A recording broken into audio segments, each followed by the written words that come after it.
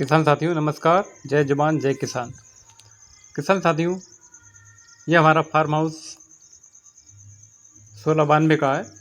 इसमें हमने 1692 धान की रुपाई की थी। आप देख पा रहे सामने हमारे कल्चर के ड्रम रखे हुए हैं और ड्रम पानी के माध्यम से हम चलाते हैं। आप देख पा रहे हैं हमारी 1692 धान की लंबाई बहुत ज़्यादा नहीं है।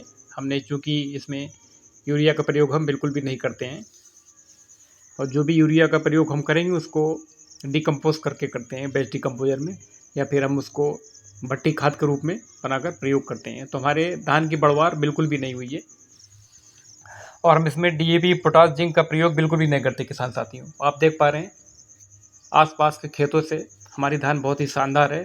और आप देख पा रहे हैं हमारे फार्म हाउस के आसपास जितनी भी धान है, चाहे वो 1692 हो कोई भी हो, सभी धान गिरी पड़ी हुई हैं। ज़रा सा भी मौसम की प्रतिकूलता को नहीं झेल पाए।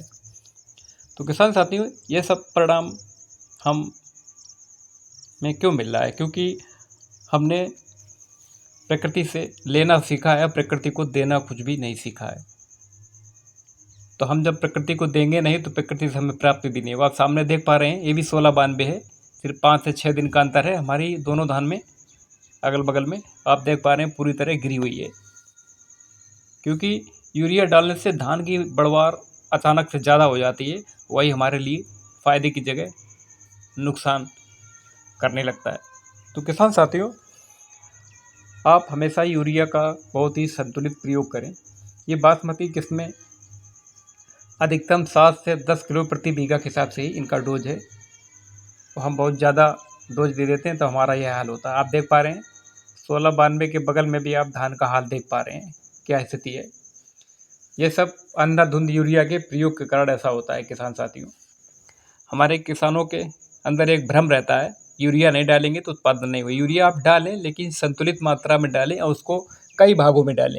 कई किसान साथी हमारे एक ही बार में 1 एकड़ में 1 से 2 बोरी डाल देते हैं, तो वह 15 से 20 किलो प्रति बीघा का एवरेज हो जाता है। किसान साथियों, यह नहीं करना चाहिए हमें। वही खाद हम 3 से 4 बार में दें तो पौधे उसके, और इससे हमें यह जानने का मौका भी मिलता है किसान साथियों कि धान की जो अवस्था है, क्या वह अवस्था खाद देने लायक है, क्या उसको भोजन अभी चाहिए, क्योंकि पौधा खुद बताता है हमको भोजन चाहिए। यदि आपको लग रहा है कि हमारी धान की ग्रोथ एवं टिलरिंग यानी कि कल्लों की संख्या और बढ़वार अच्छी हो रही है, ग्रोथ बहुत अच्छी हो रही है, तो हमें किसी प्रकार की खाद देने की आवश्यकता नहीं। फिर हमें उसमें यह चेक करना है कि कहीं इसमें माइक्रो न्यूट्रिएंट्स की कमी तो नहीं है, कि धान की पत्तियों को चेक करना होता है, क्योंकि इसमें एक मास्टर लीफ होती है, अगर वो हरी है तो हमारा पौधा सुरक्षित है, जिसको हम झंडा लीफ बोलते हैं, झंडा पत्ती। वह बीच में होती है हरी, उस पत्ती से हम इसका अनुमान लगा सकते हैं हमारे पौधे को सुरक्षित है या असुरक्षित है। आप देख पा रहे हैं हम आसपास के सभी चेक गिरे हुए हैं। हमारे फार्म हाउस में एक पौधा भी नहीं गिरा हुआ है 1692 का। ये सब 1692 ही धान है साथियों। आप देख पा रहे हैं पूरी तरह गिरी हुई है, और कहीं कहीं ज़्यादा खाद के कारण फसलें गिर जाती हैं। इसलिए हमें यूरिया का प्रयोग ज़्यादा नहीं करना चाहिए।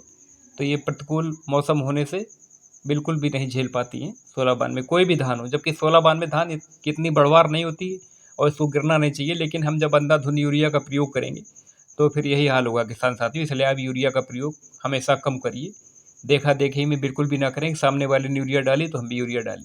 पौधा मांगे तो यूरिया डालिए, नहीं मांगे तो पौधे को यूरिया मत दीजिए आप। ये आप देख पा रहे हैं बगल में हाइब्रिड धान है, ये फुल वैरायटी है फुल टाइम की। तो आप देख पा रहे हैं इसमें अब बाली निकल रही है, क्योंकि यह धान बारिश से पूरी तरह बच गई है। बारिश समय ये गोब अवस्था में थी, इसलिए इसमें बालियों पर इसका प्रभाव बारिश का नहीं हुआ। ये धान पूरी तरह सुरक्षित है, और कुछ दाने बालियाँ निकल रही थी, उसी समय बारिश हो गई, इसीलिए नुकसान हो गया। हमारे फार्म हाउस में भी 1692 में नुकसान है करीब 15% का किसान साथियों, क्योंकि बालियाँ उस समय निकल रही थी, पॉलिनेशन की प्रक्रिया आरंभ थी और उसी समय बारिश हो रही थी। तो इस समय तो जब मौसम साथ नहीं दे रहा तो उसमें किसानों की कोई गलती नहीं है, लेकिन जब हम जानबूझकर कुछ ऐसा करते हैं तभी हमें उसका खामियाजा भुगतना पड़ता है। तो इस प्रकार की गलती करने से बचे किसान साथी।